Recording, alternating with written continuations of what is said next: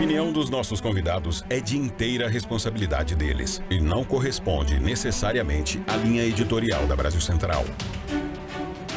Olá para você que nos acompanha, muito obrigado pelo carinho dessa audiência extraordinária que cresce a cada dia. O programa de hoje tá bombando. A pergunta hoje do dia é a seguinte: Bolsonaro está sendo perseguido pela justiça ou está apenas colhendo o que plantou? Vai ter polêmica envolvendo Bolsonaro, envolvendo Lula. A gente vai falar muito da guerra, afinal de contas, quem atirou mísseis ou foguetes contra o hospital? Foi Hamas? Foram entidades da própria Palestina ou foi Israel? O programa de hoje tem os seguintes destaques. CPMI do 8 de janeiro. Relatório final pede indiciamento de Jair Bolsonaro por 4 crimes. Jair Messias Bolsonaro nunca nutriu simpatia por princípios republicanos e democráticos. Prova disso é a extensa documentação trazida ao conhecimento desta CPMI e que comprova tais fatos. O ex-presidente estaria sendo perseguido ou colhe o que plantou? Assunto da nossa pergunta do dia. Oposição apresenta relatório paralelo na CPMI e pede que Lula e Flávio Dino sejam indiciados por omissão. Optou-se por simplesmente aderir à falaciosa narrativa de crime multitudinário e sem rosto, desprezando-se as inúmeras provas no sentido de uma esmagadora maioria pacífica. Veja também, TSE decide arquivar 3 ações contra Bolsonaro referentes à campanha eleitoral do ano passado. E mais, Embaixada de Israel lamenta a resolução do PT sobre guerra no Oriente Médio. Partido se diz atacado.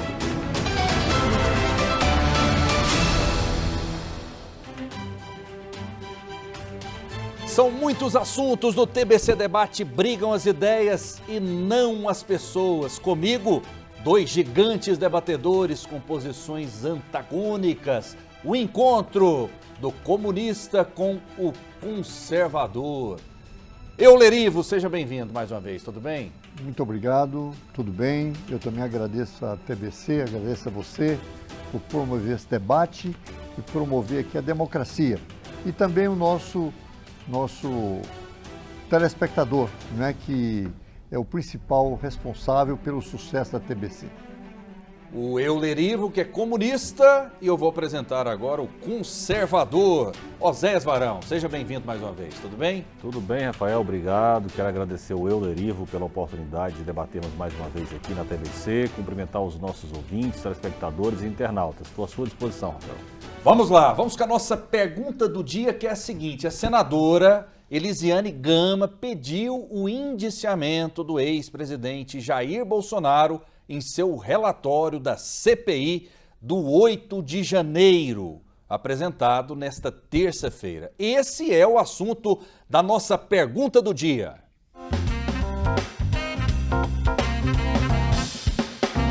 A relatora da Comissão Parlamentar Mista de Inquérito do 8 de janeiro, senadora Elisiane Gama, pediu o indiciamento do ex-presidente Jair Bolsonaro em parecer final sobre a investigação da invasão e depredação das sedes dos 3 poderes em Brasília. O relatório apresentado tem mais de 1000 páginas. Elisiane Gama começou a leitura dizendo que o 8 de janeiro foi obra do bolsonarismo. Diferentemente do que defendem os bolsonaristas, o 8 de janeiro não foi um movimento espontâneo ou desorganizado. Foi uma mobilização idealizada, planejada e preparada com antecedência. Os executores foram insuflados e arregimentados por instigadores que definiram de forma coordenada datas, percurso e estratégia de enfrentamento e ocupação dos espaços. A relatora atribuiu 4 crimes a Jair Bolsonaro. São eles: associação criminosa, violência política, tentativa de abolição violenta do Estado Democrático de Direito e golpe de Estado. É de conhecimento notório que Jair Messias Bolsonaro nunca nutriu simpatia por princípios republicanos e democráticos. Prova disso é a extensa documentação trazida ao conhecimento desta CPMI e que comprova tais fatos. Jair Bolsonaro foi eleito presidente da República e desde o primeiro dia de seu governo atentou contra as instituições estatais, principalmente aquelas que significavam de alguma forma obstáculo ao seu plano de poder. A defesa de Bolsonaro divulgou nota afirmando que depois de ter tomado conhecimento do relatório final da CPMI, o ex-presidente demonstrou indignação diante da proposta de indiciamento por crimes que não teria participado. Segundo os advogados, a resposta de indiciamento, além de não demonstrar elementos que conectem Bolsonaro com os atos antidemocráticos, mostra-se parcial, tendenciosa e totalmente pavimentada por viés político e não jurídico. A relatora pediu ainda o indiciamento de outras 60 pessoas, entre elas Walter Souza Braga Neto, ex-ministro da Defesa e da Casa Civil do governo Bolsonaro e candidato a vice na chapa de Bolsonaro em 2022. Também o general Augusto Heleno, ex-chefe do Gabinete de Segurança Institucional, Silvinei Vasques, ex-diretor-geral da Polícia Rodoviária Federal, Mauro Cid, ex-ajudante de ordens de Bolsonaro, Anderson Torres, ex-ministro da Justiça e então secretário de Segurança Pública do Distrito Federal. Ao todo, foram 4 meses de CPMI. 20 depoimentos e 957 documentos foram obtidos pela comissão. Diante desses argumentos, eu deixo a seguinte pergunta para você de casa e para os debatedores. Bolsonaro está sendo perseguido ou colhe o que plantou? Pergunta forte, bombástica, vou dar 1 minuto para cada um nesse início, porque eu vou apresentar mais alguns elementos aqui para a gente fazer um debate completo. 1 minutinho, Oséias Varão, Bolsonaro está sendo perseguido pela justiça ou está apenas colhendo o que plantou, Oséias?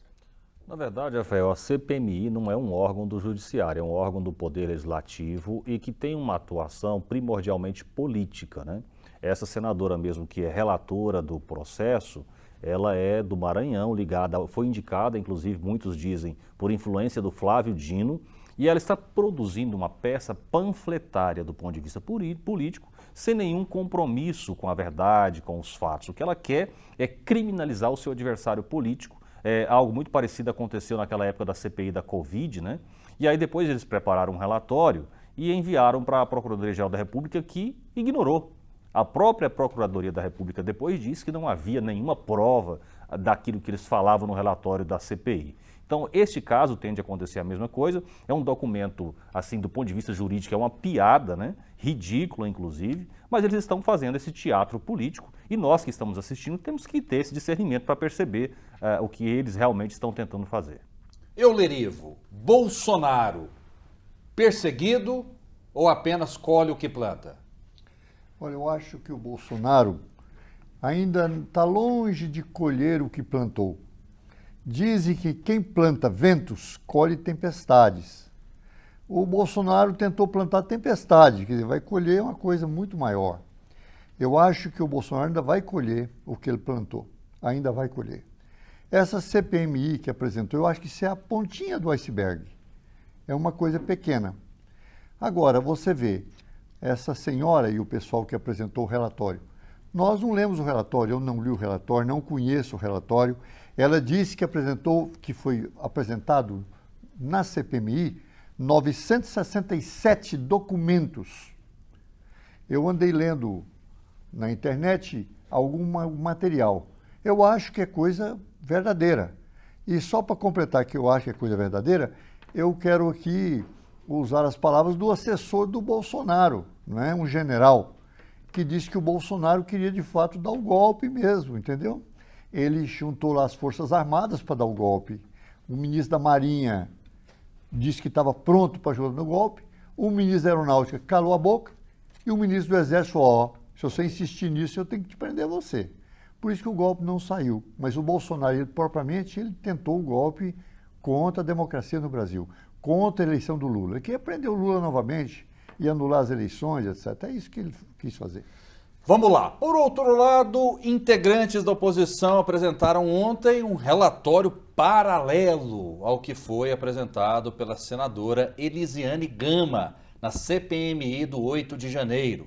O documento elaborado pela bancada bolsonarista pede o indiciamento de diversos nomes do atual governo, entre eles do ministro da Justiça Flávio Dino e do próprio presidente Luiz Inácio Lula da Silva, por suposta omissão nos atos que aconteceram na Praça dos Três Poderes. O relatório da oposição afirma que não houve tentativa de golpe, mas uma série de omissões por parte do governo petista.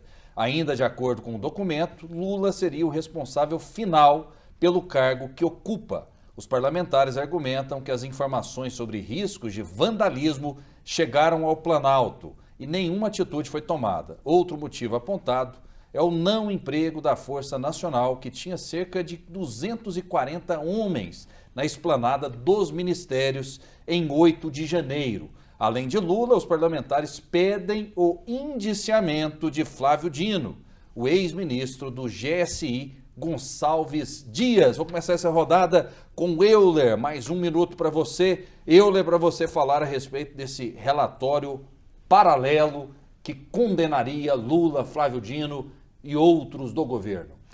Olha, Rafael, esse relatório eu poderia chamar ele de peneira.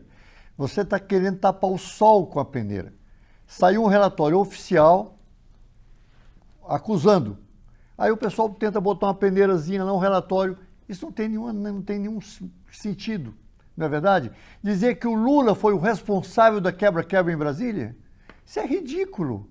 O Lula é o responsável do quebra-quebra? O Flávio Dino é o responsável do quebra-quebra? Não, mas o Lula devia ter previsto e atacado o pessoal lá, etc. Tal. Bom, o Lula, eu acho que o Lula talvez nem acreditasse que uma coisa daquele tamanho pudesse acontecer, né? E aconteceu. E a pesquisa mostra que é uma organização que estava trabalhada pela turma do Bolsonaro. Então eu vejo que isso aí é uma coisa ridícula. Simplesmente isso, ridículo. Agora eles vão fazer o quê? Em Brasília, você falou certo aí, em Brasília ali é um circo político, né? O Congresso, ele, ao mesmo tempo, ele aprofunda a coisa, mas ao mesmo tempo tem a aparência da coisa, né? O circo, que eu chamo, do circo político. Então o pessoal do Bolsonaro está querendo fazer um circo, apresentaram um relatório, eles querem desmoralizar o relatório oficial, apresentando um relatório não oficial.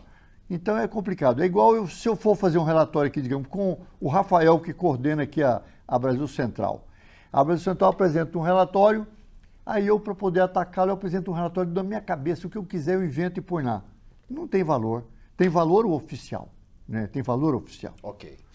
Oséias Varão, esse relatório da oposição, ele é apenas simbólico? Qual a sua visão? O Euler já esteve no parlamento muitos anos e sabe que não é bem assim como ele está descrevendo. Em votações de comissões no parlamento, se estabelece um relator, esse relator prepara um relatório. E existe a oportunidade, a previsão legal de que se há alguma divergência acerca do relatório, quem diverge deve apresentar um relatório alternativo e submeter os dois à apreciação do colegiado. Esse é o procedimento legal. Não se trata de uma invencionice, como o Euler quis dar a entender. O que é preciso entender é que, apresentados os dois relatórios, cada um com seu ponto de vista acerca dos fatos, caberá à comissão votar e aprovar um ou outro. É isso, normal, democrático, não tem nenhum problema em relação a essa questão. Agora, é preciso dizer que, durante esse processo, ficou muito evidente que o PT, o Lula, tentaram de todas as formas impedir as investigações. Eu sempre fico pensando assim, Rafael, o que leva alguém que é vítima de um crime trabalhar para impedir as investigações? Eu nunca tinha visto isso acontecer no mundo real. Todo mundo que é vítima de um crime, ele quer que sejam feitas investigações e o PT trabalhou para que isso não acontecesse. Quando eles não conseguiram impedir as investigações, porque a oposição articulou e conseguiu implantar a CPI, aí eles resolveram ocupar, dominar a CPI, todos os espaços importantes da CPI, para que eles impedissem as investigações. Quem acompanhou depoimentos, o posicionamento da relatora durante as reuniões, vai perceber que o objetivo fundamental dela não era investigar. ela ficava fazendo perguntas que não tinham nada a ver com o que estava acontecendo, com o que tinha acontecido, tergiversava, desviava o foco, né? E enrolava o dia inteiro com a testemunha ali para não chegar, não fazer as investigações devidas.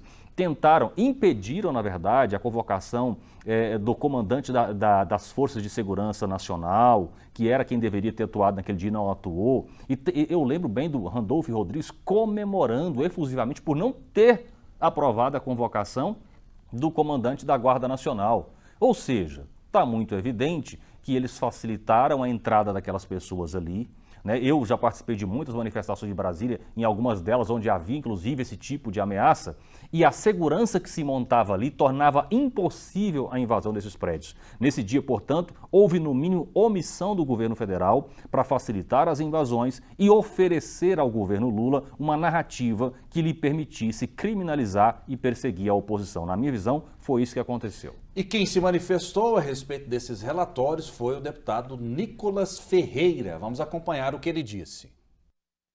Embora perfeitamente possível a individualização da conduta e a punição pelos crimes que realmente ocorreram, o dano ao patrimônio público, optou-se por simplesmente aderir à falaciosa narrativa de crime multitudinário e sem rosto, desprezando-se as inúmeras provas no sentido de uma esmagadora maioria pacífica, que nada depredou e sequer anuiu com a depredação.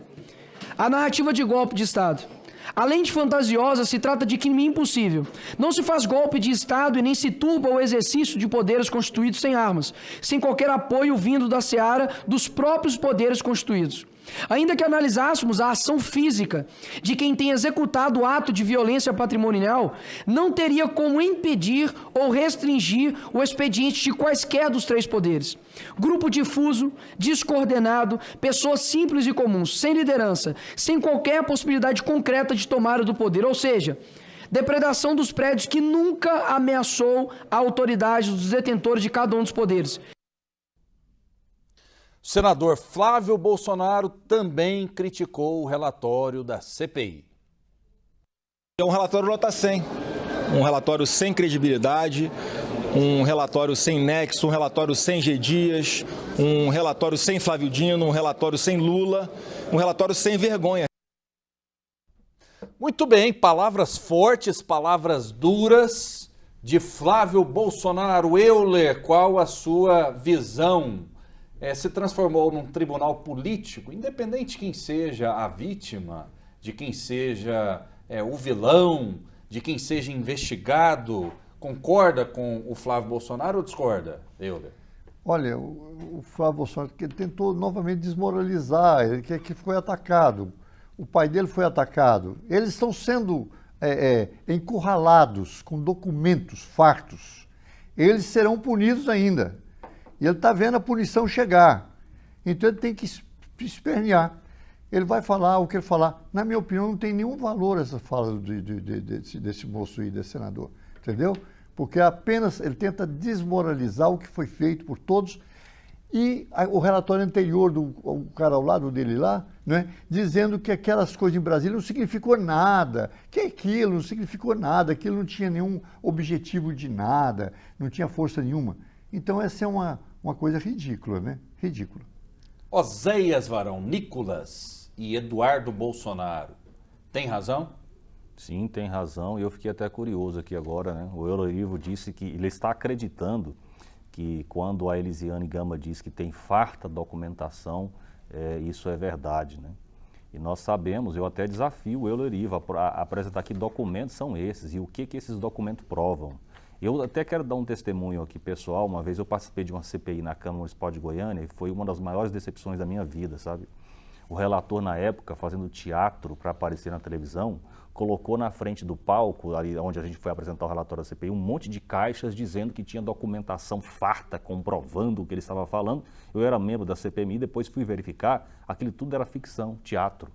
A gente tem que entender isso. Nós que somos cidadãos, que estamos acompanhando o que acontece na política, nós precisamos ter muito discernimento para não sermos levados por essas narrativas mentirosas que políticos de má fé criam, né?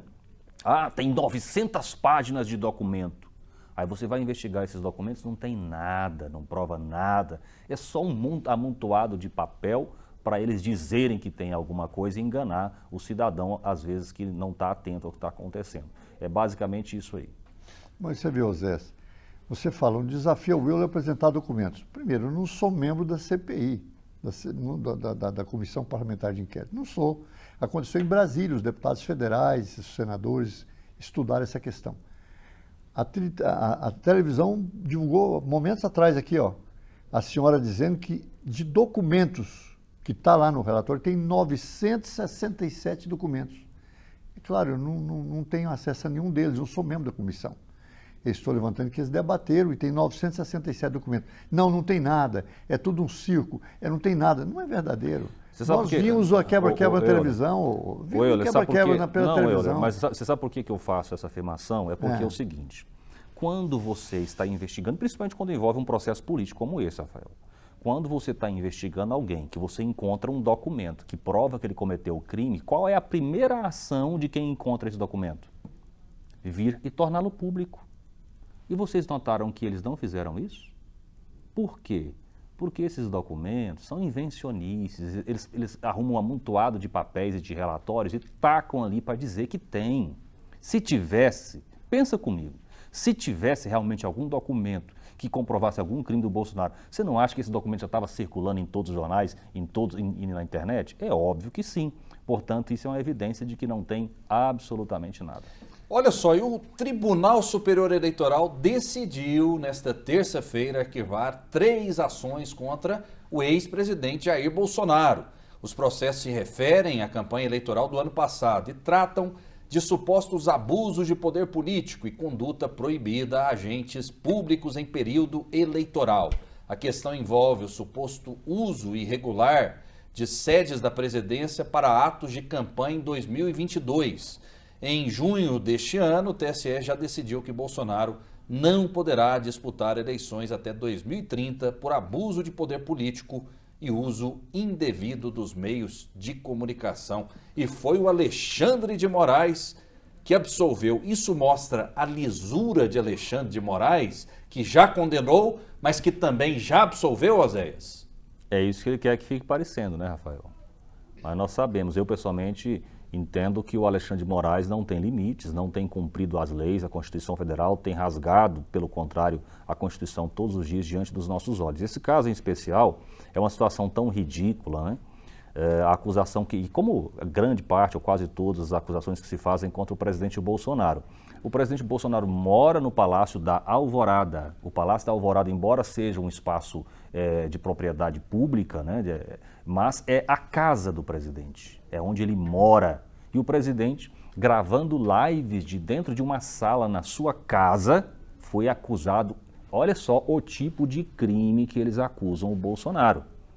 Gente, esse homem deve ser honesto demais, porque para acusar o presidente e tentar torná-lo inelegível, porque ele gravou um vídeo da sua casa, onde ele mora, querer transformar isso em crime, é o desespero total de quem faz acusações contra alguém que é obviamente inocente. Bolsonaro absolvido dessas acusações, Euler. Você vê, você perguntou momentos atrás, Rafael, se o Bolsonaro está sendo perseguido ou se colhe o que plantou. Eu disse que ele ainda não colheu o que ele plantou. Espero que colha, não é? Agora, essa questão de ontem, essa absolvição de 3 processos, é uma prova evidente que não é perseguição. Está lá, foi absolvido de 3 processos. O pessoal achou que não tem substância, absolveu ele. E o fato dele gravar no palácio um vídeo, depende do vídeo. Depende do vídeo. Se ele gravar um vídeo lá cantando parabéns para você, nessa data querida, é uma coisa. Agora, gravar um vídeo organizando golpe, é outra coisa, né? Então, vai ver o que é o conteúdo da gravação. E não é onde ele gravou, se é na casa dele, se é na rua, na casa do amigo, né? Não, é o conteúdo que ele está gravando, o que ele fez. Mas todos já sabem que o Bolsonaro tentou dar um golpe contra o Lula, tentou ganhar, depois perdeu a eleição e ainda tentou ganhar na marra. Isso é uma coisa óbvia. Muito bem, vamos registrar a participação aqui no YouTube. Obrigado por essa audiência tão grande. Osni Souza participando. O Eduardo Gomes diz que está aguardando o fogo no parquinho. Ele que é de São Lourenço, em Minas Gerais. Muito obrigado, José Geraldo. Geraldo. Gosta do fogo no parquinho, né? Gosta. Daqui a pouco a gente vai incendiar aqui esse estúdio. Eu não posso falar que é literalmente, porque senão a gente ia pegar fogo aqui, mas a gente vai incendiar. Em homenagem a ele, a gente vai colocar fogo no parquinho. Erasmo Carlos participando, dizendo o seguinte: não, Bolsonaro está pagando por achar que podia fazer o que quisesse, se achando o dono do Brasil. Tiago dos Santos, evangelista, diz que o relatório é parcial. O único objetivo é eliminar o inimigo político. Ana Maria Aninha, Bolsonaro com certeza muito perseguido. Essa mulher é uma coisa horrível, condenando uma pessoa que não participou do dia 8. O Arnildo, a Ianina, ela diz o seguinte, que hoje está participando do Sergipe. É impressionante a nossa audiência em todos os lugares do Brasil, Rafael, em várias partes do mundo também. O Zelito Ferreira da Silva, dizendo que foram os infiltrados. E ele está rindo aqui, eu acho que ele faz uma ironia. Pois não, Oséias? Você viu que uma telespectadora informou que a Elisiane está fazendo acusações e condenando uma pessoa que inclusive não estava lá no dia, né? Esse caso se refere ao influenciador Bernardo Kister, que no dia 8 de janeiro estava em lua de mel com a sua esposa, recém-casado, né? E ela acusou que ele participou dos atos, depois acusou ele de participar de uma audiência que teve na Câmara Federal, promovida por vários deputados, e ela disse que essa audiência era uma audiência golpista e tal, e aí ela disse que o Bernardo Kister também estava nesta audiência participando ali, e ele deu provas ontem na internet de que não estava sequer presente, ou seja, esse tipo de desespero da Elisiane para tentar culpar, para tentar condenar sem provas, gera esse tipo de contradição aí. Então vamos colocar fogo no parquinho, Azaf, com essa notícia que com certeza vai abalar as estruturas do Euler e também do Oséias. Olha só, a Procuradoria-Geral da República enviou ao Supremo Tribunal Federal pedido de homologação dos 3 acordos de não perseguição penal firmados com réus acusados por incitação dos atos de 8 de janeiro. Os réus que aceitam o acordo devem confessar os crimes cometidos e concordar em pagar multas que variam entre 5 e 50 mil reais. Também se comprometem a cumprir obrigações como prestação de 300 horas de serviço à comunidade, participação em cursos sobre democracia e proibição de manter contas em redes sociais abertas. Além da homologação dos termos, o Ministério Público Federal solicita ao ministro Alexandre de Moraes, relator das ações penais, a revogação às medidas cautelares, que incluem o uso de tornozeleira eletrônica. Se forem homologados pelo STF, os acordos seguem para a Justiça Federal em primeira instância, situada na cidade de cada um dos réus, para acompanhamento do seu cumprimento. Euler, na sua opinião, essa medida é correta, é mais razoável do que aquelas penas de 15 e 17 anos? Ô, Rafael, você está levantando o tamanho do crime aí. O Bolsonaro, por exemplo, para dar tentativa de dar golpe, ele deve não participar de política mais, de ser candidato, deve ser afastado. Tem que ter punição o que ele fez, não é? Esses outros, o tamanho do crime dele, eu não entendi bem o que o Ministério Público está propondo. Ele está propondo penas alternativas. Penas multas, alternativas. Dá uma cesta básica. Realmente é perdoar a tentativa de golpe. O Brasil, desse jeito, não vai bem. Você vê, em 1964 foi dado um golpe militar. Os militares tomaram conta do Brasil por mais de 20 anos. Cometeram todo tipo de crime. E para eles saírem, deixarem o governo, eles mesmos promulgaram para eles a anistia deles, para não ser julgados. Então até hoje está dando golpe. Você viu tanto de general e elementos das Forças Armadas preparando o golpe no Brasil. Continuam. Enquanto não houver punição para golpistas, punição séria, o Brasil não vai melhorar. Isso aí, digamos, é um deboche. É uma proposta de deboche. Você faz o que faz, aí te dá para você lá dar uma cesta básica. Talvez é igual à igreja.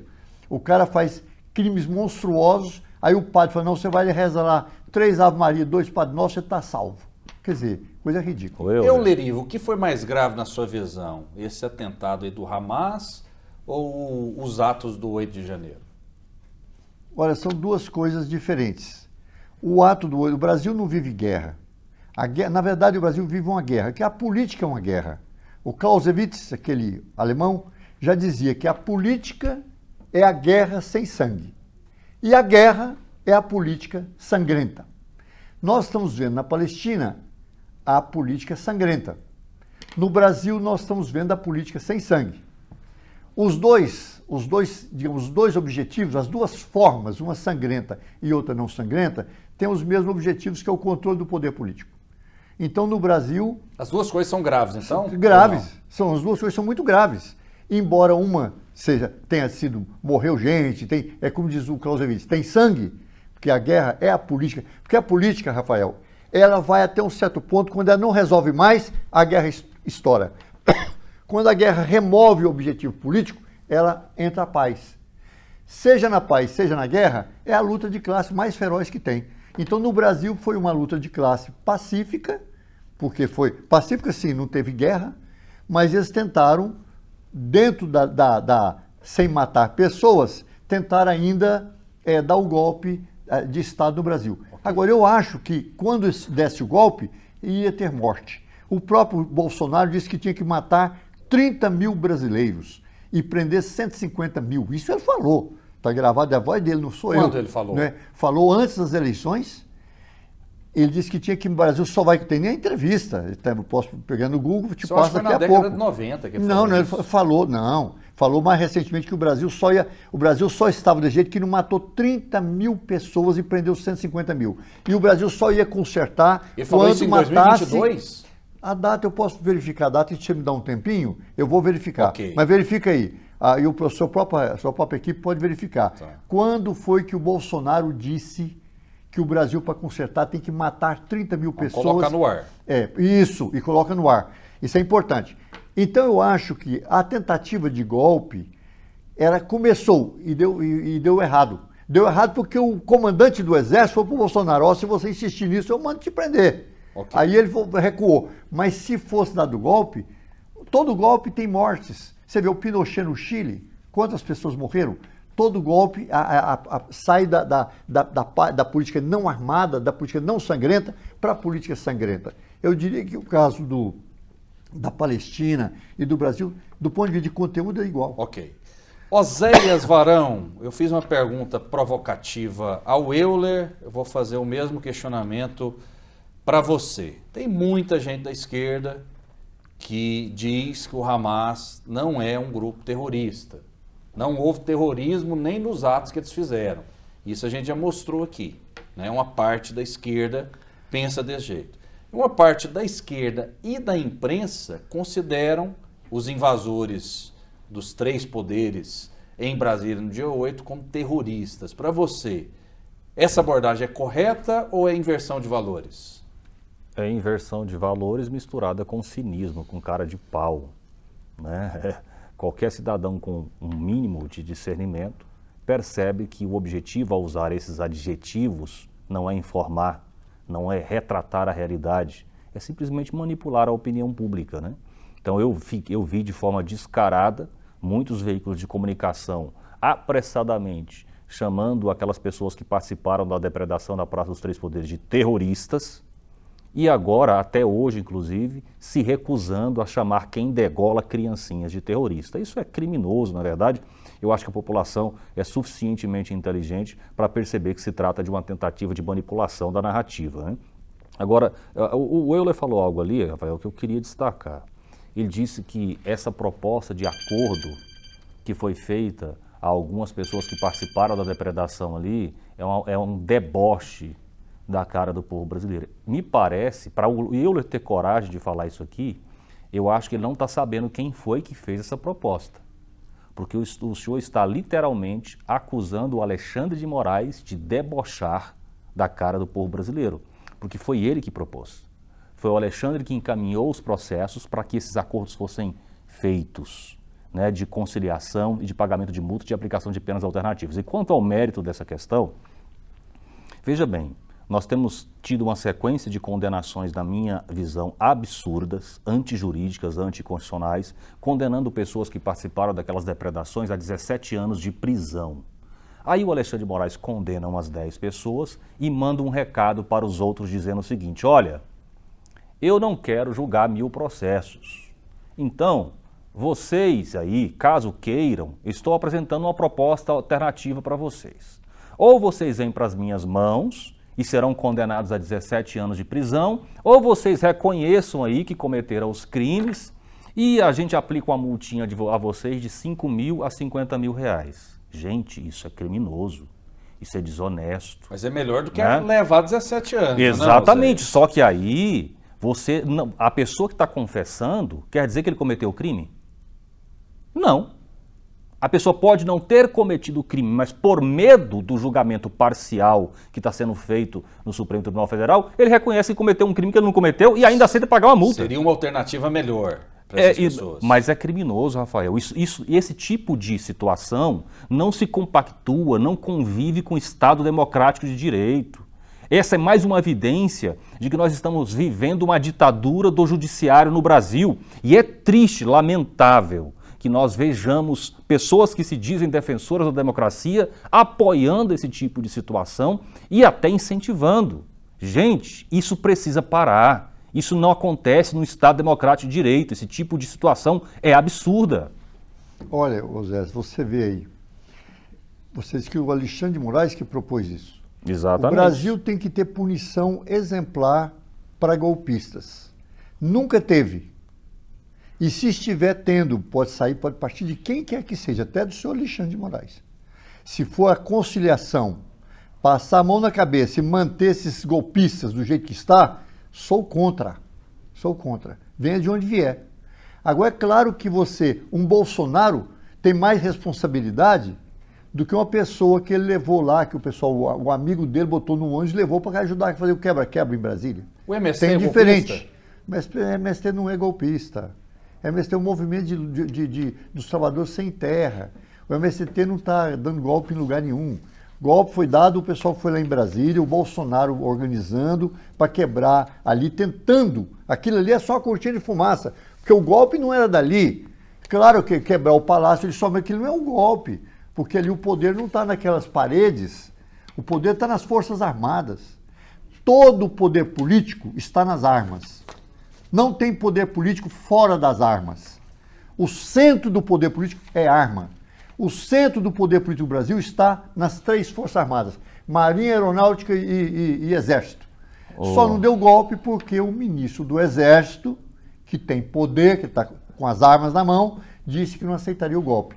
Então, acho que tem que ter punição rigorosa para os golpistas, tem que haver uma diferenciação da responsabilidade maior e o menor, a pena tem que ser maior para um, menor para outro, mas não se pode criar a ideia da conciliação e passar a mão na cabeça. Pois é, mas o senhor insiste na sua fala anterior de que o Alexandre de Moraes está debochando dos brasileiros quando faz essa proposta? Você disse que ele fez a proposta e você falou o tipo de proposta. Eu não posso dizer o que você falou, o que o Alexandre de Moraes está falando. Aqui é um debate, você falou. Você tem o direito de falar. Eu não conheço a opinião, os documentos oficiais do Alexandre de Moraes, não posso acusá-lo de nada. Na verdade, isso é público, a gente pode procurar aqui nos veículos de comunicação, é público e notório que esses processos estavam na mão do Alexandre de Moraes e ele encaminhou à Procuradoria-Geral da República para fazer essas propostas de conciliação a essas pessoas. Né? Bom, tem que ver cada caso, que eu não tenho... É isso, o próprio debate aqui entre nós, a própria mídia, a televisão, a imprensa, muitas vezes não retrata a realidade. Aliás, a maioria das vezes não retrata, porque não existe imprensa neutra, não existe televisão neutra, não tem nenhuma notícia neutra. Não existe ser humano neutro. Não existe. Concorda? Não existe. Você tem razão. Não existe. Então, na luta de classe, não existe. Cada hoje o mundo ele é orientado pelo interesse. O trabalhador tem um interesse de sobrevivência, infelizmente, só de sobrevivência. Ainda não está tendo uma coisa maior, que eu achava que o trabalhador devia aspirar ao poder político. E ele só ia mudar de que ele aspirar ao poder político.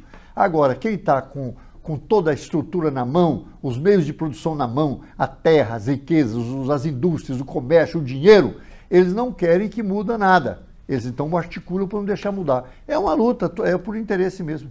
A Embaixada de Israel no Brasil se manifestou nesta terça-feira contra a resolução do Diretório Nacional do Partido dos Trabalhadores, divulgada ontem, na qual a SIGA compara a atuação do exército israelense ao grupo terrorista Hamas. Nas redes sociais, a embaixada afirma ser muito lamentável que um partido que defende os direitos humanos compare a organização terrorista Hamas, que vai de casa em casa para assassinar famílias inteiras, com o que o governo israelense está fazendo para proteger os seus cidadãos. Em seguida à publicação, o PT rebateu, chamando de falsa e maliciosa a interpretação da embaixada, reiterando que a sigla condenou os ataques inaceitáveis, assassinatos e sequestro de civis cometidos tanto pelo Hamas quanto pelo Estado de Israel. Esse não seria o problema? Colocar o Hamas e o Estado de Israel no mesmo balaio? São iguais? Euler, Hamas e Israel são iguais? Não. Essa nota é correta ou não? Hamas e Israel são diferentes. O governo de Israel é um governo terrorista. É um governo terrorista de Estado. E no final de 47, foi feita uma divisão do território que era dos palestinos, pegaram pessoas de vários lugares do mundo e levaram para fora. Agora vai ser de Israel e Palestina. E deram metade para um, metade para outra. Só que quem ficou com arma na mão, com o poder político está nas armas, foi Israel. Israel foi tomando o território dos palestinos, tomou quase tudo. Acabou com a Cisjordânia. Eu mostrei na reunião passada o mapa.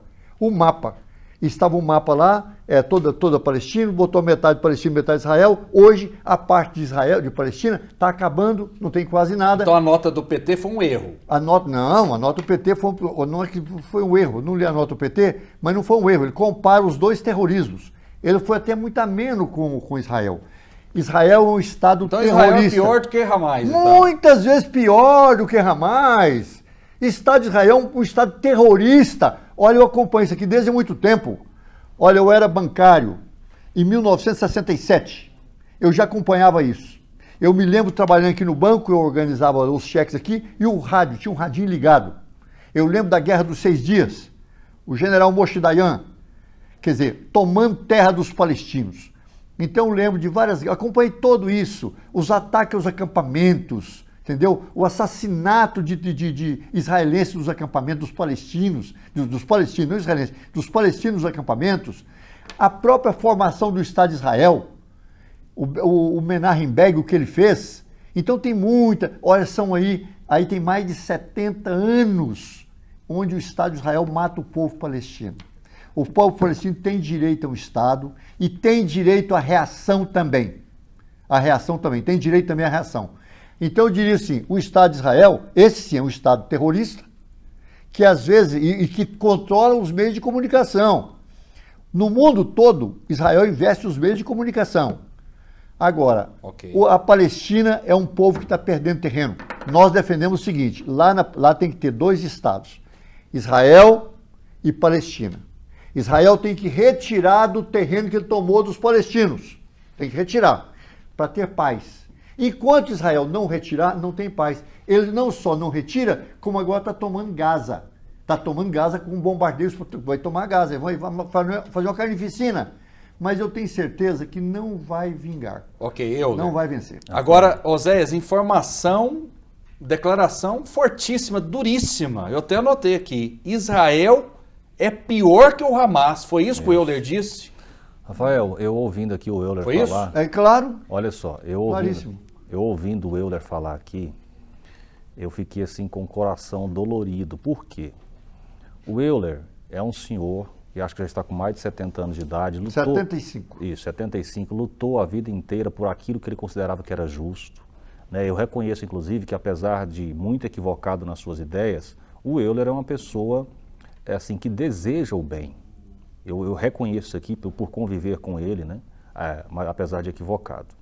E o Euler relacionou uma série de informações equivocadas aqui, que eu não sei como essas informações chegam a ele, eu não sei que tipo de levantamento ele fez para chegar a essas conclusões, mas são informações profundamente desconectadas da realidade. Vou te dar alguns exemplos. né? O Euler disse aqui que defende a implantação de um Estado de Israel e de um Estado palestino, né?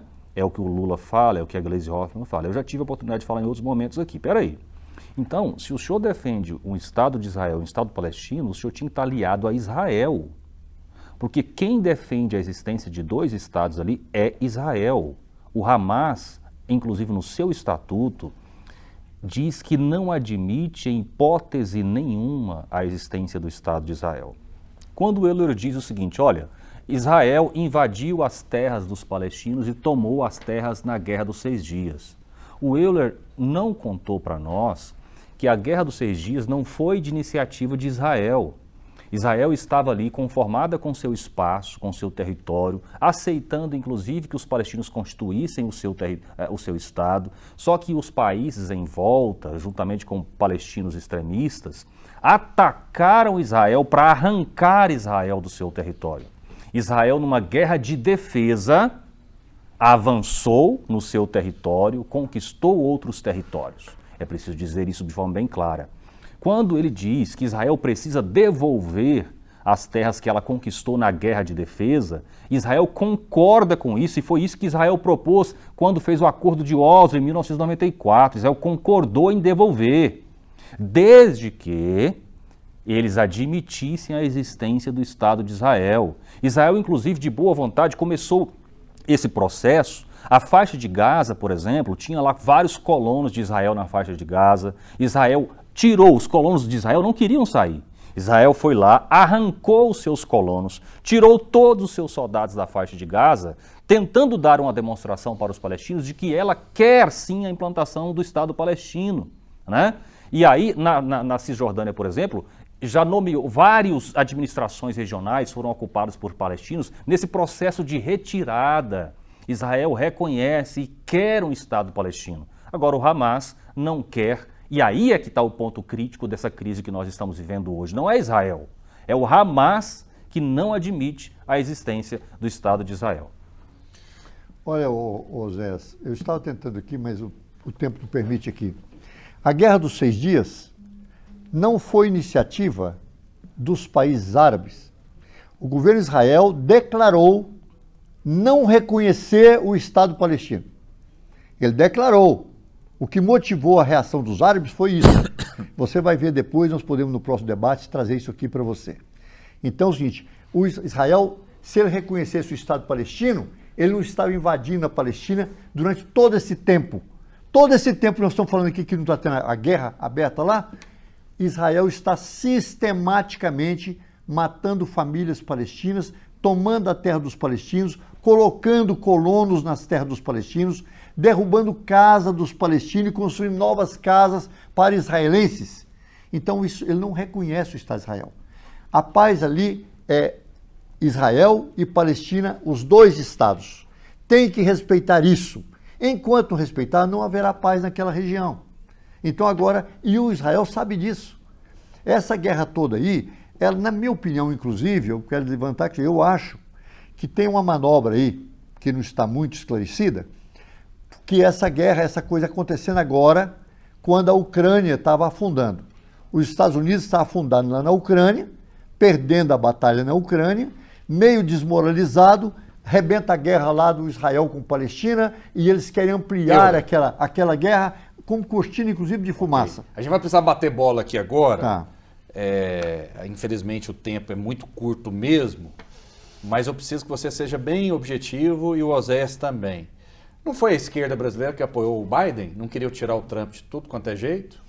Não, o Fidel Castro, viu, Rafael, fala que o governo americano tem 2 tipos de governo americano. Um é o fascista por opção.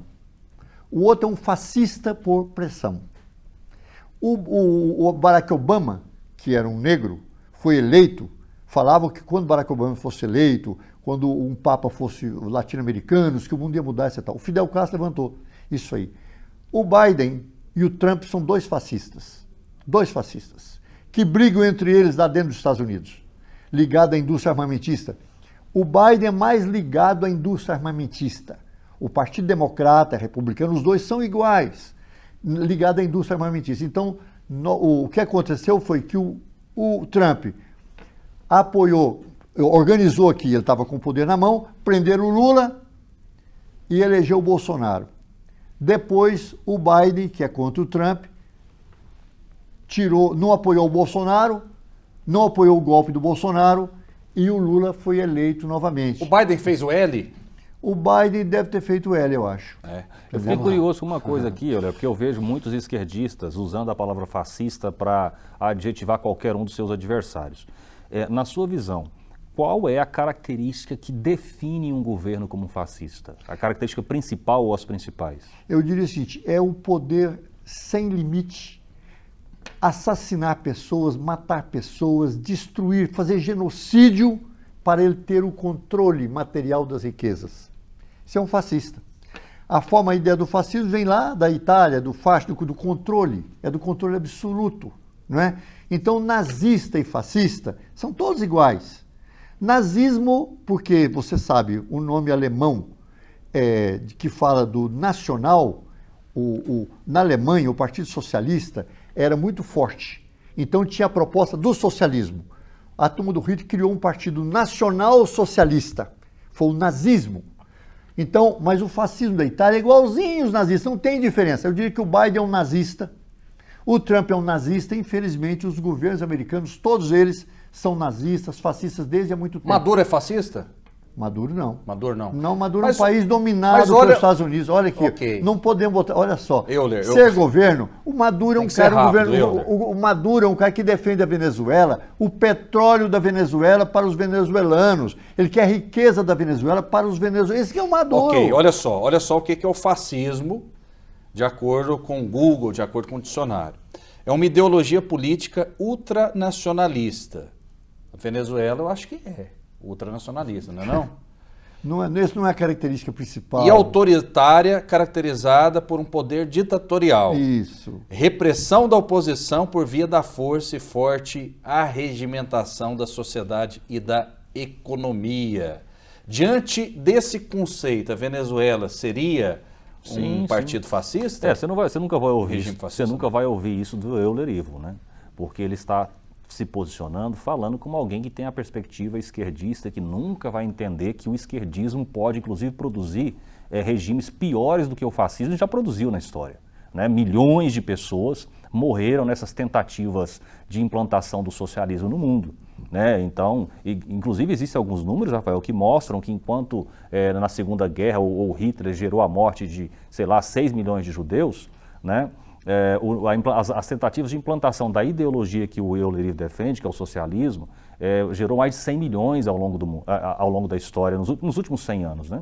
Então ele não vai, obviamente, a visão de mundo dele não lhe permite chegar a essa conclusão, mas se você leu aí corretamente, são esses os atributos mesmo, é um governo centralizador, autoritário, né? Um governo, e o fascismo tinha essas características. Cuba é fascista? Olha, na verdade, Cuba é comunista. E comunista é um governo centralizador, é um governo autoritário, não existe... Qual é pior então, Oséia? Não fica em cima do muro, não. Fascismo ou comunismo? Os dois são terríveis, os dois são autoritários, os dois são centralizadores, os dois eliminam os seus oponentes, é preciso dizer isso. Fascismo e comunismo são irmãos siameses, essa é a verdade. Ok, vamos lá, vamos registrar... Não é verdadeiro. O comunismo, a palavra comunismo vem do bem comum. Nós, comunistas, queremos que as terras sejam de todos os trabalhadores. Queremos que as riquezas produzidas na indústria, nas terras, são de todos os trabalhadores. Nós somos contra milhares de trabalhadores trabalharem por um salário de fome e tudo que eles produzem vai para a mão de algum punhado de rico. Somos contra isso. O Partido Comunista vem da palavra do bem comum, da riqueza comum a todos. Essa é a palavra do comunismo.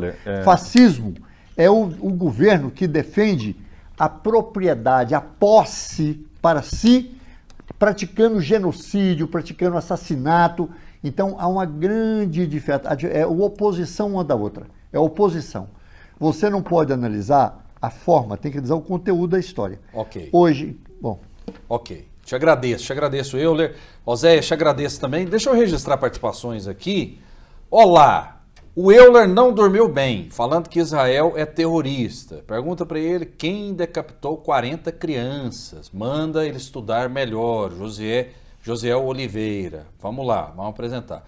Apresentador neutro, sendo parcial como sempre. Estão reclamando de mim aqui também o Vinícius. Deixa eu te falar. Nenhum ser humano é neutro. A gente está aqui para tentar fazer um debate, fazer um bate-papo.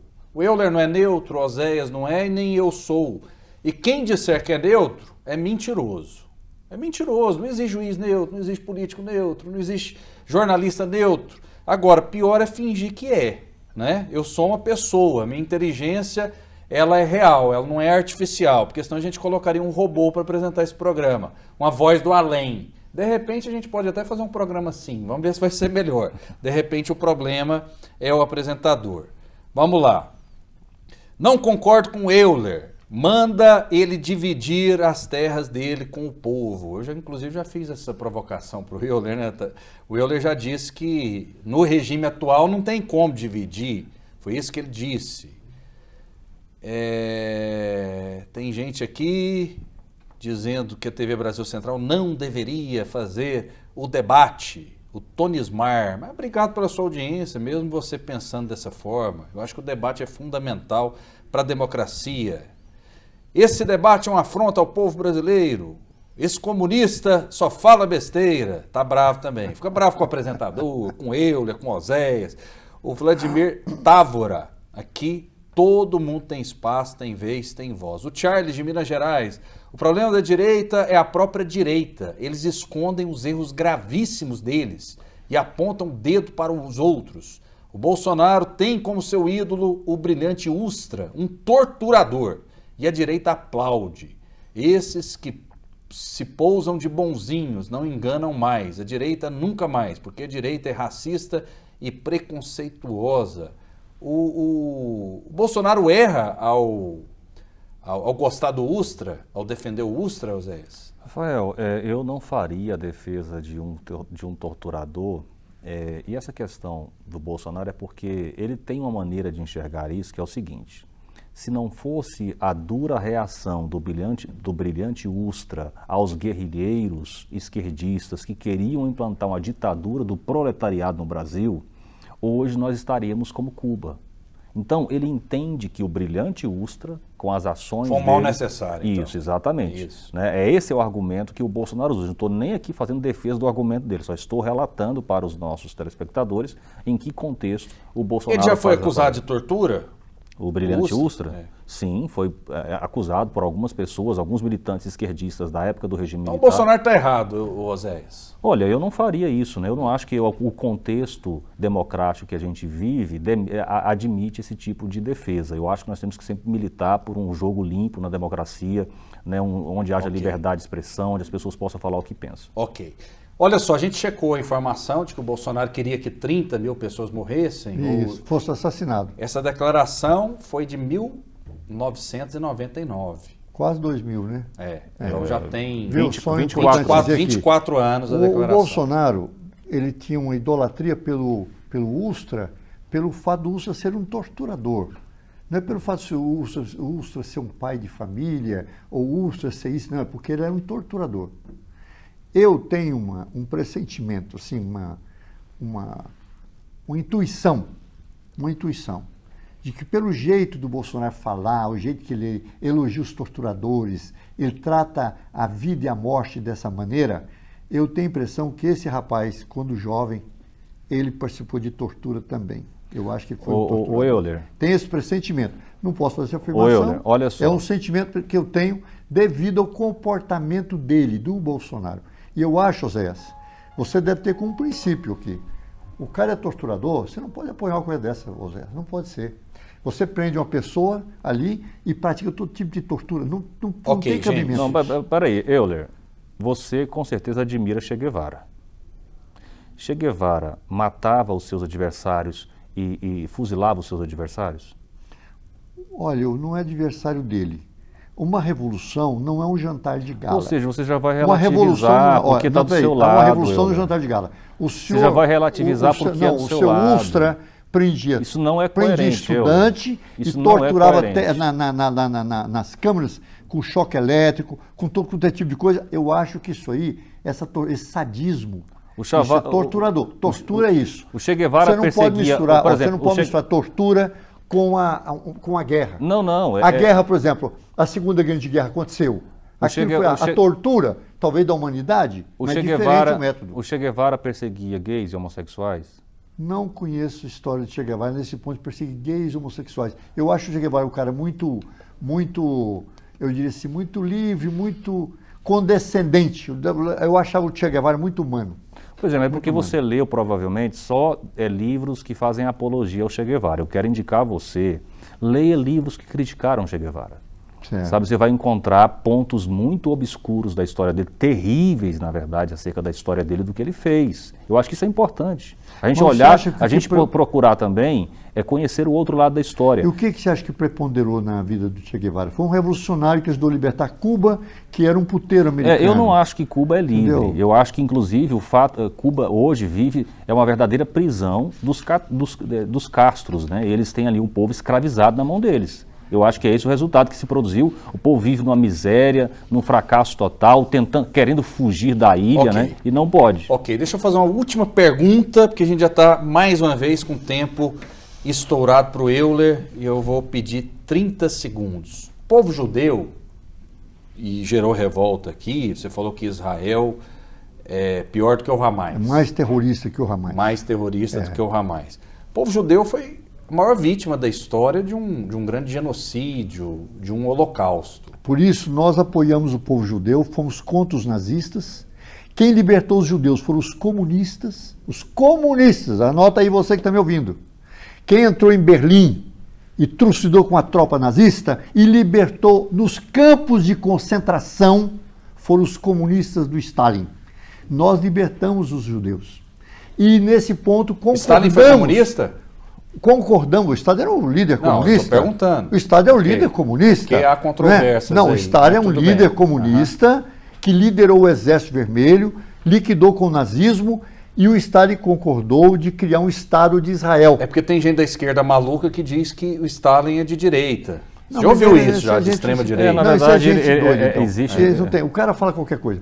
Mas no caso, o Stalin concordou com o Estado de Israel. Concordamos que os israelenses tinha que ter um lugar, aqueles perseguidos, um lugar. Então, mas agora já tem um lugar, ué. Só que depois que dividiu lá, os israelenses, armados pelos americanos, não foram o povo de Israel. Foram as Forças Armadas de Israel, começou a tomar na marra, no assassinato, as terras dos palestinos. Infelizmente. Tem que devolver as terras dos palestinos, criar o Estado de Israel e o Estado da Palestina. Sem essa questão, não tem paz ali. Muito obrigado, Euler. Felizmente o tempo acabou. Obrigado, Oséias. Obrigado, Rafael. Um grande abraço para vocês. Fiquem com Deus e até a próxima.